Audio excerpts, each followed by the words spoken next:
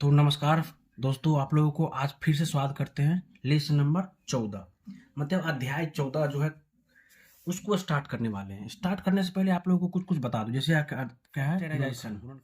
इस चीज गुणनखंड को इस चीज समझने से पहले, इस चैप्टर को अध्याय स्टार्ट करने से पहले कुछ महत्वपूर्ण तथ्यों को जानेंगे। तो आइए हम बताने की कोशिश करते हैं। जैसा कि आप देख पा रहे हैं, अध्याय 14 में क्या है, गुणनखंड यानी फैक्टोराइजेशन। फैक्टोराइजेशन यानी गुणनखंड। गुणनखंड का मतलब होता है गुना का खंड करना, मतलब गुना विधि द्वारा, मतलब गुना का खंडन। खंडन मतलब तोड़ना, गुणनखंड हो जाता है आपका। तो गुना का तोड़ना, जैसे देखिए आपका एक, एक को क्या लिख सकते हैं, एक गुने एक। ठीक है। यदि दो है, दो को क्या कर सकते हैं, इसको हम लिख सकते हैं, एक से भी गुना कर सकते हैं और दो से भी गुना कर सकते हैं, एक और दो। यदि तीन, तीन की बात करें तो तीन में क्या है, एक गुने तीन। चार की बात करें तो एक गुने चार, और दूसरा क्या हो जाएगा, दो गुने दो। ठीक है। आपका यदि पांच पर चलते हैं तो क्या होता है, एक गुने पांच, लेकिन पांच का कोई दूसरा गुणनखंड नहीं है।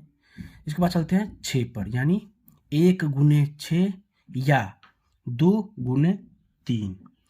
हम इस चीज को इसलिए बता पा रहे हैं या समझा पा रहे हैं कि गुणनखंड मतलब गुना विधि द्वारा खंडन करना, किसी भी संख्या को गुना विधि द्वारा खंडन करना। जैसे कि हम एक एग्जाम्पल लेने की कोशिश करेंगे। एक एग्जाम्पल लेते हैं, जैसे एग्जाम्पल एक, फॉर एग्जाम्पल ले लेते हैं आपका 40। इसको हम क्या करेंगे, लघुत्तम, जैसा एलसीएम निकालते हैं उसको एलसीएम निकालेंगे। देखेंगे दो से कितना हो जाएगा आपका 20, फिर दो से करेंगे तो कितना आ जाएगा आपका 10, फिर दो से करेंगे तो कितना आ जाएगा 5, फिर 5 से करेंगे तो क्या आ जाएगा आपका 1। तो इसको क्या लिख सकते हैं, दो गुने दो गुने दो गुने 5। मतलब क्या है, एक दो तीन, यानी दो कितना है, तीन बार आया है, और पांच एक बार, यानी दो दूनी चार, चार दूनी आठ, आठ पंचे 40। इसको क्या लिख सकते हैं हम, दो कितने बार है, तीन बार, दो का पावर तीन गुने पांच, ये लिख सकते हैं हम। इस चीज को आप समझ पा रहे हैं। बस इसी चीज को ध्यान में रखते हुए आगे की और एक और बात बताने की कोशिश करूंगा मैं। जानेंगे इसे आगे कि राशि क्या होता है। राशि, राशि कितने प्रकार के होते हैं, तो राशि को दो भागों में बांटा गया है। एक होता है चर राशि, एक होता है अचर राशि। ये आपका चर राशि हो गया, ये हो गया आपका अचर राशि। इस चीज का चर्चा इसलिए कर पा रहे हैं हम कि इस चीज के आधार पर ही आपको समझना पड़ेगा गुणनखंड में, चाहे वो बीजगणित का कोई प्रश्न हो। इस चीज को समझने का मेन मुद्दा यही है कि इसी पर आपका सवाल बनेगा और इसी से आप समझ पाएंगे। चर राशि, चर राशि यानी वेरिएबल क्वांटिटी। वेरिएबल क्वांटिटी मतलब, वेरिएबल का मतलब क्या होता है, जिसका मान हमेशा बदलता रहता है, मान बदलता रहता है। और अचर राशि जिसका मान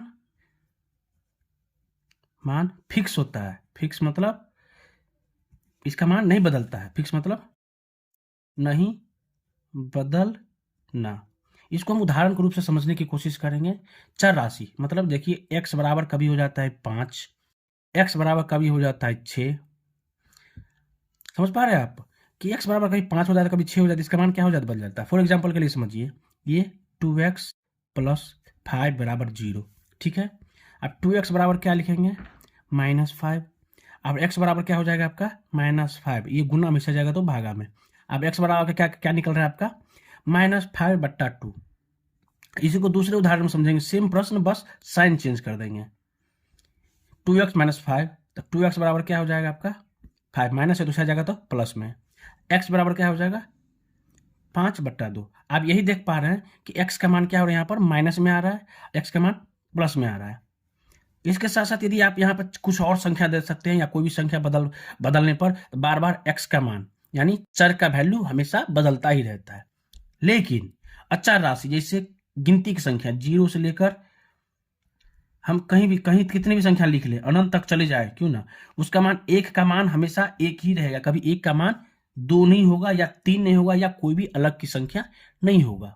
हम इसलिए इस चीज को बता रहे हैं कि यही चीज जो है सबसे बड़ी इंपॉर्टेंट चीज है, जिसको आप समझना चाह रहे हैं और समझने की कोशिश भी करें कि ये अचर राशि जिसका मान हमेशा फिक्स होता है और चर राशि जिसका मान हमेशा बदलता रहता है। तो इस चीज को जैसा कि आप समझ पा रहे हैं तो बहुत अच्छी बात है। नहीं समझ पा रहे हैं तो फिर से आप इस वीडियो को देखिए और समझने की कोशिश करें। एक और बात, आप इस चीज को समझने की कोशिश करें। गुणनखंड मतलब क्या है कि हम प्लस माइनस में हमेशा खेलते रहेंगे, यानी प्लस को गुना करेंगे प्लस के साथ तो क्या हो जाएगा आपका प्लस ही होगा। यदि प्लस को माइनस के साथ गुना करते हैं तो ये आपका माइनस होगा, और यदि माइनस को हम प्लस के साथ गुना करते हैं तब भी माइनस ही होगा। लेकिन माइनस को यदि माइनस के साथ गुना करेंगे तो आपका क्या हो जाएगा प्लस।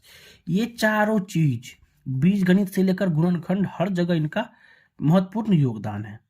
इस चीज को हम समझने की कोशिश करेंगे। आइए इस प्रकार तो चलते हैं पहले प्रश्न की ओर, किस प्रकार से कोई प्रश्न किस प्रकार बनता है।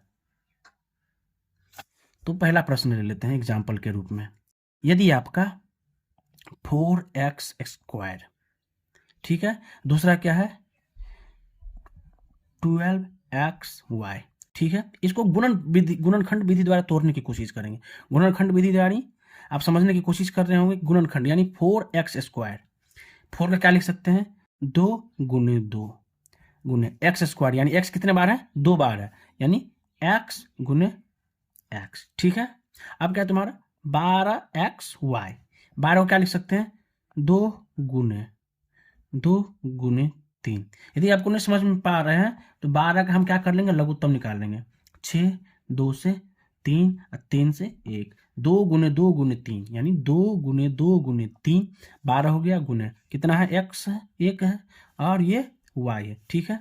आप एक चीज देख पा रहे हैं, ये क्या है आपका दोनों में है, ये भी क्या है आपका दोनों में है, और ये भी क्या है आपका दोनों में है। जो दोनों में है यानी कॉमन यानी समान, जो दोनों में समान हो, ये कॉमन है 2 गुने ये भी कॉमन है तो 2 गुने ये क्या कॉमन है ये कॉमन, कितना 2 दूनी 4, ये 4 कॉमन हो गया और ये x, ये 4x आपका हो गया कॉमन, क्या हो गया 2 गुने x, मतलब ये 2 आपका ये हो गया, ये 2 आपका ये हो गया और ये x आपका ये x हो गया। यदि इसको करेंगे तो क्या हो जाएगा 2 दूनी 4 और x, 4x आपका हो गया कॉमन, जिसको आप गुणनखंड विधि द्वारा निकाल सकते हैं, ठीक है।